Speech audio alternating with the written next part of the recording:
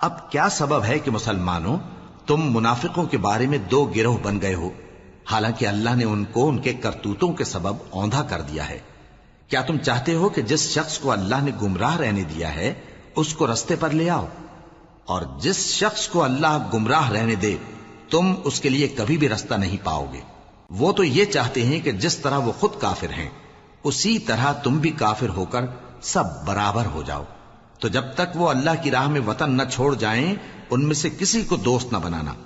اگر ترک وطن کو قبول نہ کریں تو ان کو پکڑ لو اور جہاں پاؤ قتل کر دو،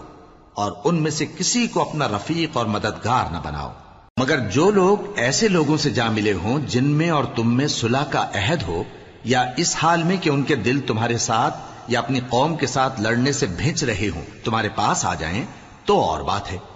اور اگر اللہ چاہتا تو ان کو تم پر غالب کر دیتا تو وہ تم سے ضرور لڑتے۔ پھر اگر وہ تم سے کنارہ کشی کریں یعنی تم سے نہ لڑیں اور تمہاری طرف صلح کا پیغام بھیجیں تو اللہ نے تمہارے لیے ان پر زبردستی کرنے کی کوئی سبیل مقرر نہیں کی۔